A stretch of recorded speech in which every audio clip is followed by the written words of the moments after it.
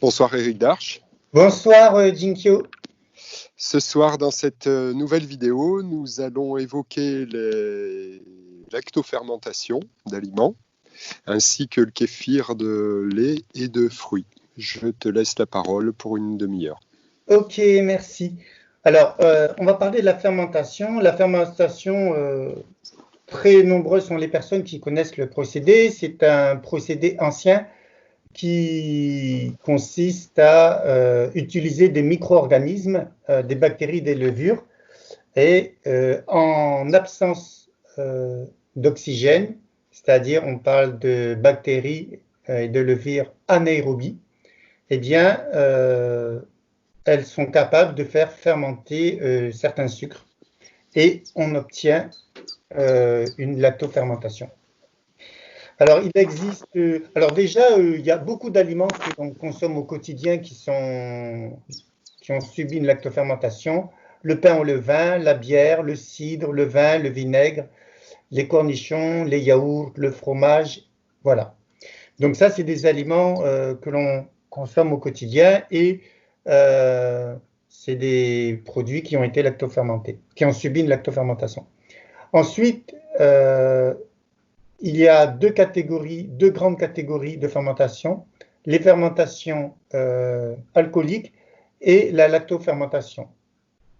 Alors, la fermentation alcoolique, c'est le vin, le cidre, la bière, et la lactofermentation, c'est la fermentation lactique qui doit justement son nom à celle des bactéries lactiques. Cette fermentation est possible grâce à des bactéries, donc ce sont des bactéries lactiques, et qui n'ont rien à voir avec le fameux lactose, le glucide du lait. Voilà, c'est deux choses différentes. Alors, le mode d'emploi, alors on va un peu expliquer comment ça fonctionne. La lactofermentation est une technique de conservation que l'on peut facilement réaliser à la maison. Donc, par exemple, si on veut faire lactofermenter du chou, on le coupe en fines lamelles. Ensuite, on le met dans un bocal où on prendra soin de bien le tasser. Ensuite, on va le mélanger avec du sel marin, de préférence non raffiné et bio. Et le bocal devra être fermé hermétiquement pour qu'il n'y ait pas d'air. Et à ce moment-là, eh bien, sous l'action des ferments lactiques, eh bien, il va y avoir une transformation et on va obtenir un chou lactofermenté. Pourquoi il faut le couper en fines lamelles? Parce que ça permet de mieux ensuite le mélanger et que ce sucre qui va se générer avec le sel, en fait c'est le jus du chou plus le sel mélangé qui va favoriser une lactofermentation. D'ailleurs, là on utilise du sel, mais on peut utiliser du sucre aussi. Comment? Ça fermente mieux, quoi. Oui, oui, oui. Là on utilise du sel, mais ça peut être du sucre. Alors, ensuite, on a vu pour les légumes. Alors, quels sont les avantages des légumes lactofermentés? Alors, il y a des avantages, et ils sont souvent connus du grand public, et des inconvénients, et les inconvénients sont souvent pas très connus du grand public. Alors, on va commencer par parler des avantages. Les effets de la lactofermentation, c'est qu'il y a un effet antiseptique qui bloque le développement des micro-organismes puisqu'on a un pH à 4, très acide.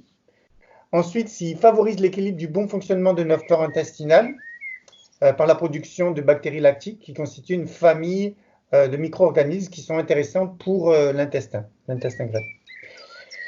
Ensuite, il participe à la production de vitamines du groupe B favorables au système nerveux.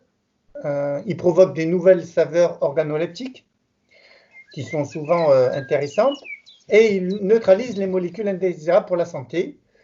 Eh bien, on peut aussi parler de produits lactofermentés comme le soja fermenté avec différents produits dérivés comme le tamari shoyu, le miso, etc.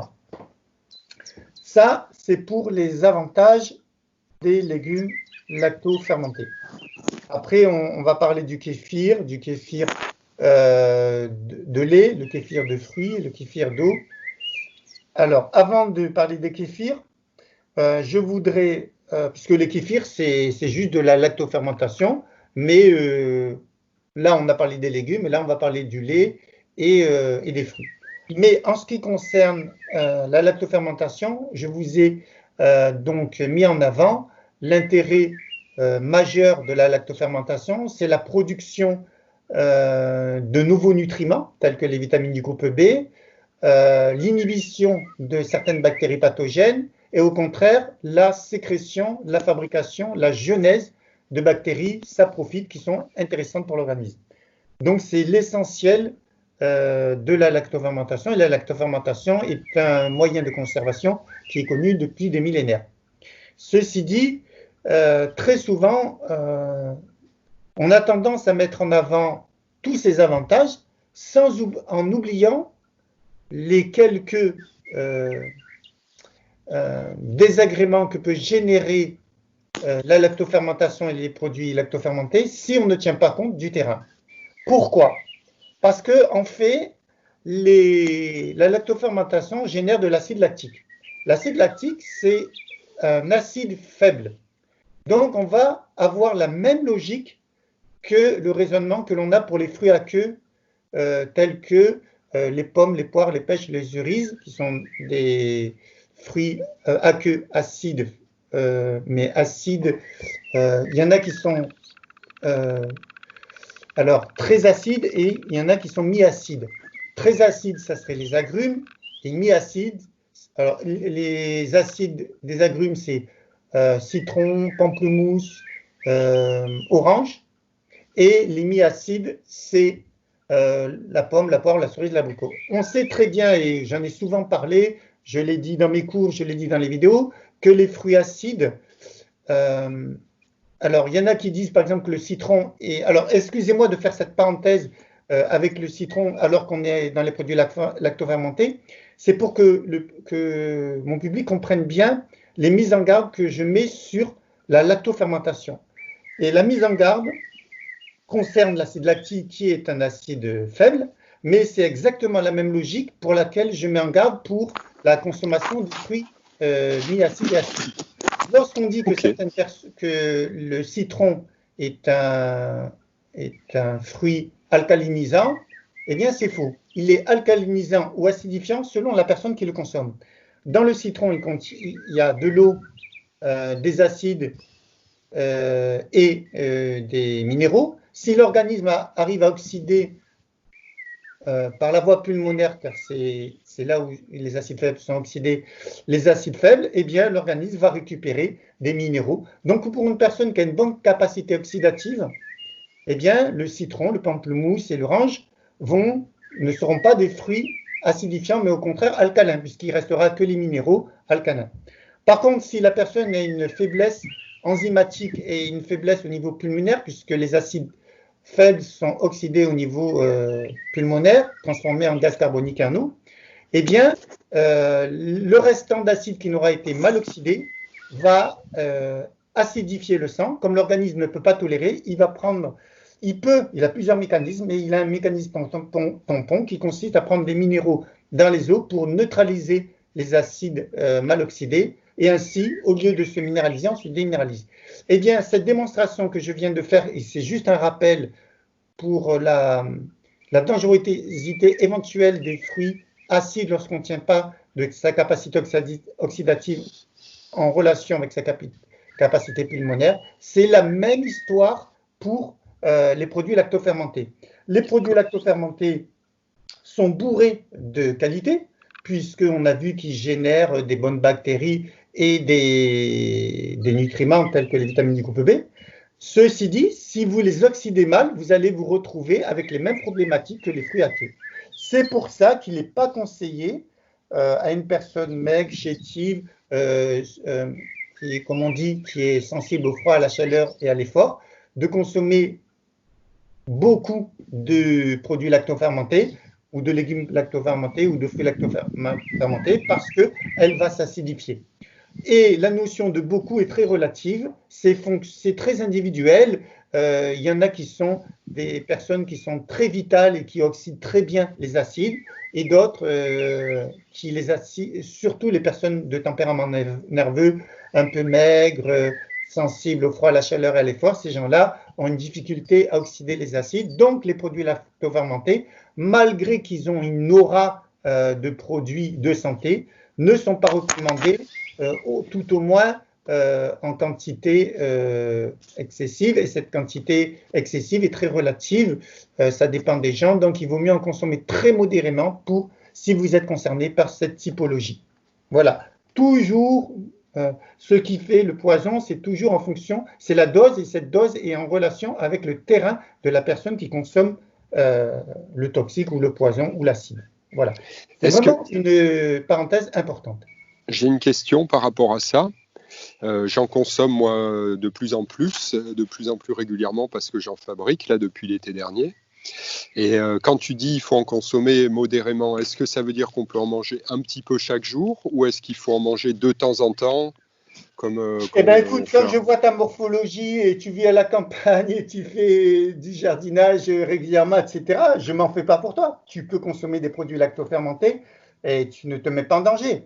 Par contre, non, mais je ne parle pas spécialement pour moi, mais pour donner des conseils. Mais malheureusement, le conseil, il ne peut être que individualisé. Pour toi, ça ne pose pas de problème.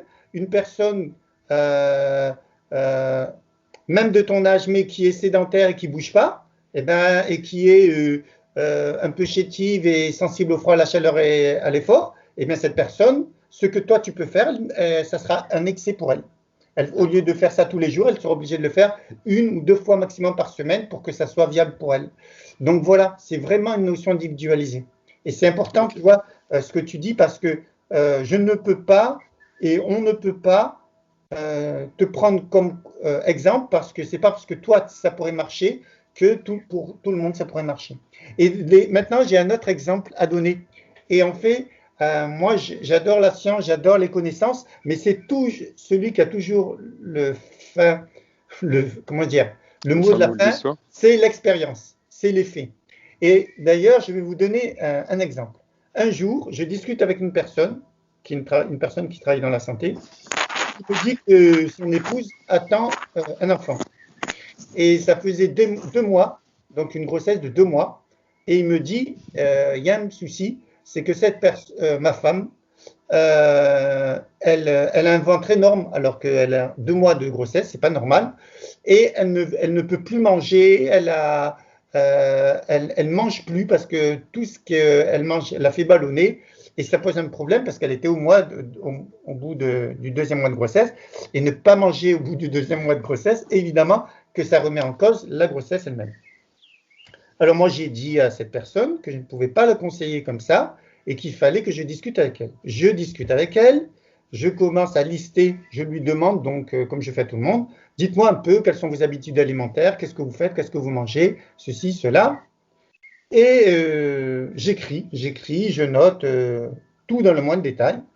Et puis à un moment donné, il y a comme une lumière rouge qui s'allume, il me dit quelque chose qui lui paraît anodin, et pour moi, je me dis, eh ben non, c'est là que ça bloque. Et qu'est-ce que cette personne a fait? Eh bien, il a conseillé à sa femme, qui au départ avait des petits troubles digestifs, ou je ne sais pas pour quelle raison, mais en tout cas, il lui a conseillé de manger de bonnes quantités de produits lactofermentés, croyant que, eh bien, comme la théorie le dit, que ça allait réensemencer sa flore, etc. Sauf que ces produits lactofermentés ont été donnés à une personne qui avait une grosse dysbiose, un gros déséquilibre de sa flore, elle avait du mal à digérer. Eh bien, donner des produits lactofermentés dans cette situation, ça a été comme mettre le feu aux poudres, et son ventre était énormément ballonné. Eh bien, moi, je n'ai pas fait grand-chose. Je ne me rappelle plus, j'ai dû lui proposer 1 ou 2 compléments alimentaires tout à fait anodins. Mais ce que je lui ai dit, supprime tous les produits lactofermentés. Alors il a été surpris parce qu'il ne s'attendait pas à ce que je lui dise ça, puisque lui, il avait utilisé ces produits justement en croyant bien faire, c'est-à-dire en se disant ça va ensemencer la flore.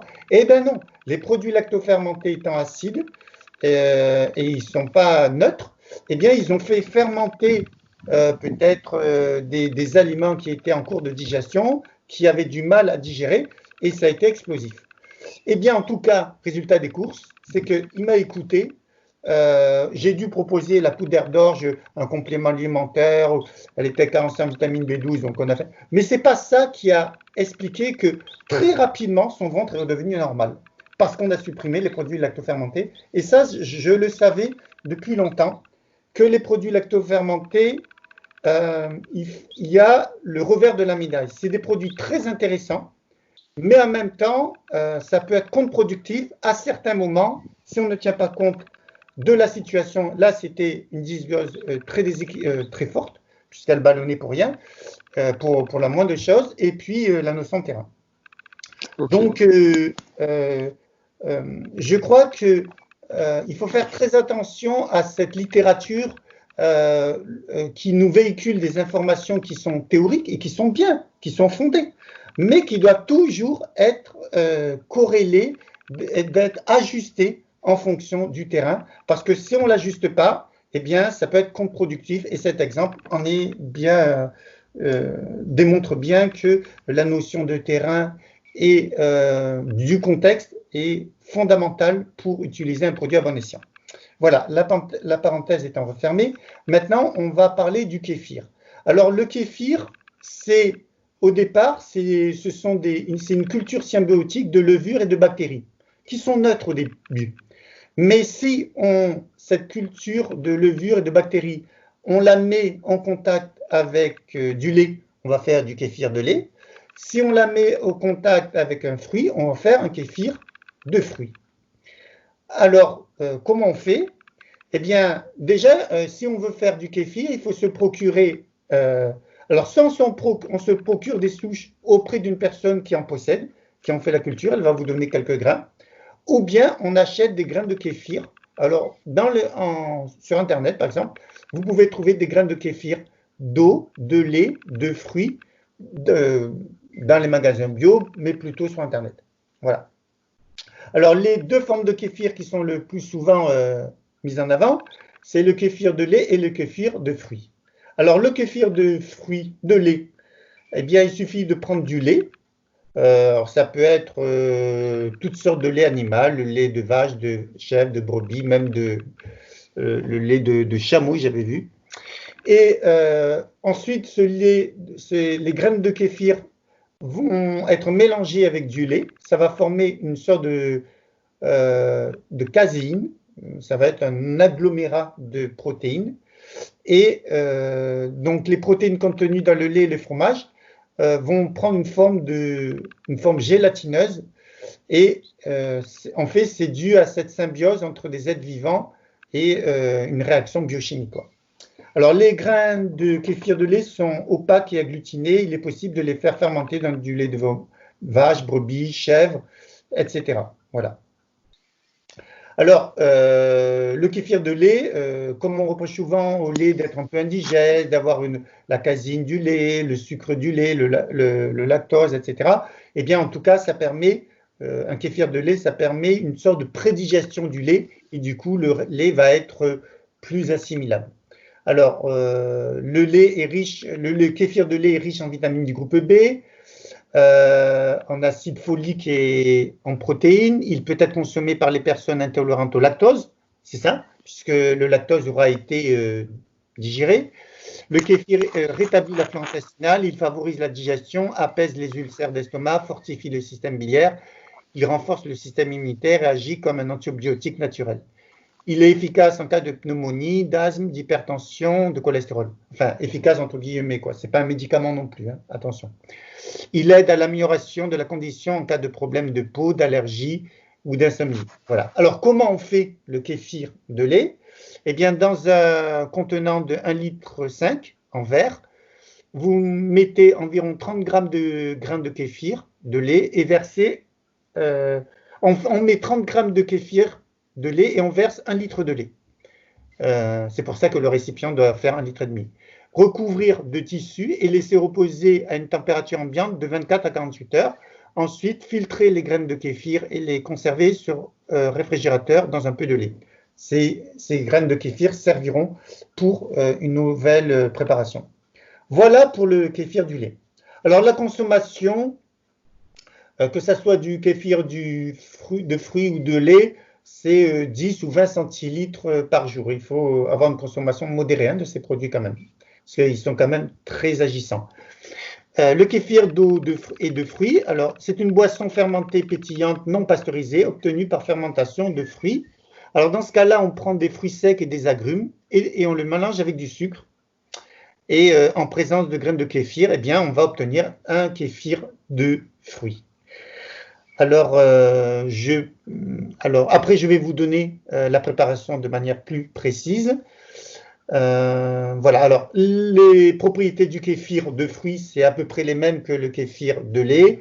Améliore le transit intestinal, efficace et soulage les ulcères, les maladies de la vésicule biliaire, améliore la condition des anémiques, des sclérotiques et des personnes atteintes de maladies respiratoires telles que l'asthme, les cathars bronchiques, etc. Donc les personnes qui ont une inflammation aiguë ou chronique. Bon, je précise bien que ça ne remplace pas des médicaments. Allez voir votre médecin si vous avez un souci, mais le kéfir peut être une aide dans certains cas. Alors, le kéfir, quelle est la différence entre le kéfir et le kombucha?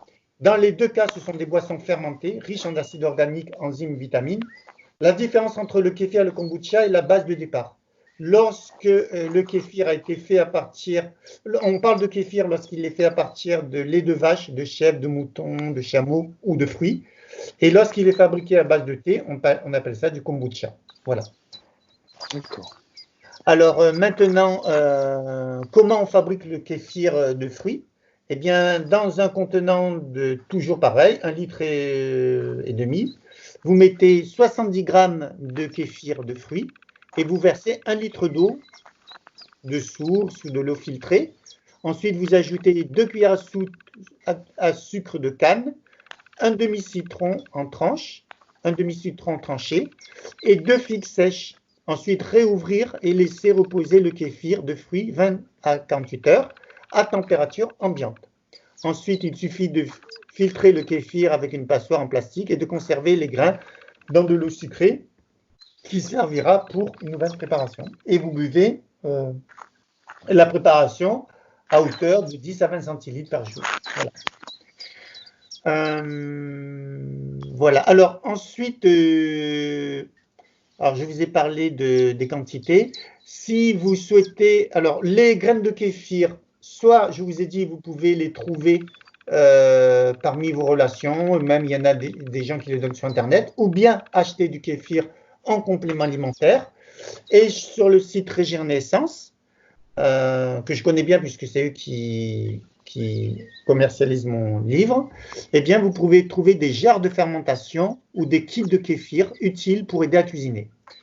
Voilà, donc regardez sur ce site et vous trouverez des articles qui vont vous aider à réaliser vos kéfirs et produits lactofermentés. Voilà, ça a été une petite vidéo simple, efficace. Rapide, 23 minutes. Voilà. Ok, écoute, non, tout est clair.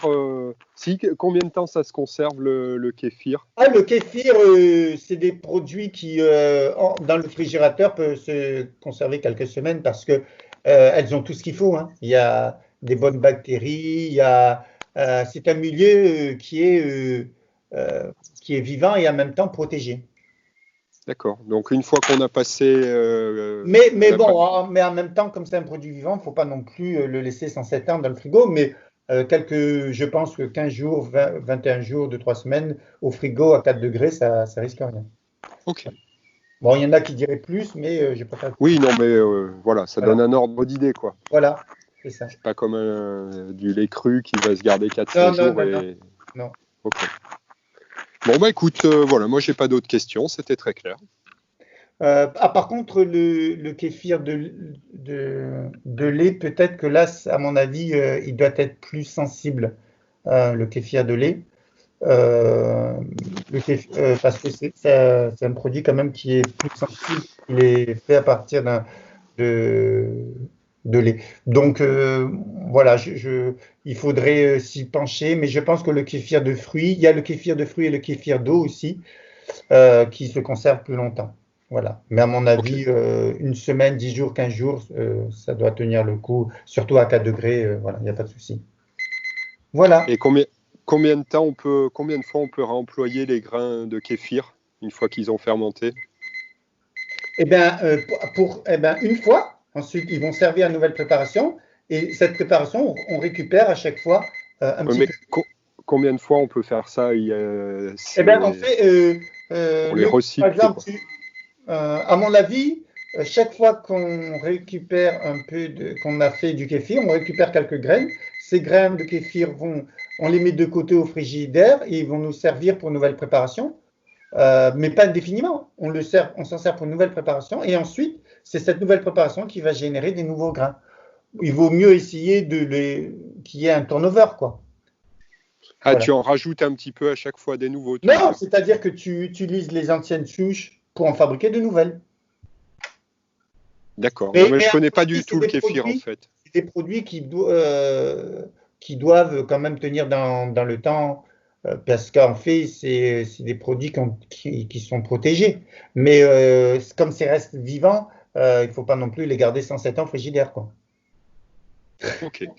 Voilà. Il vaut Très mieux bien. qu'il y ait un traitement comme ça. Eh bien, écoute, je te remercie, Eric, pour cette nouvelle vidéo. De rien. À très bientôt. Allez, salut, Jinkyo. Bye. Ciao.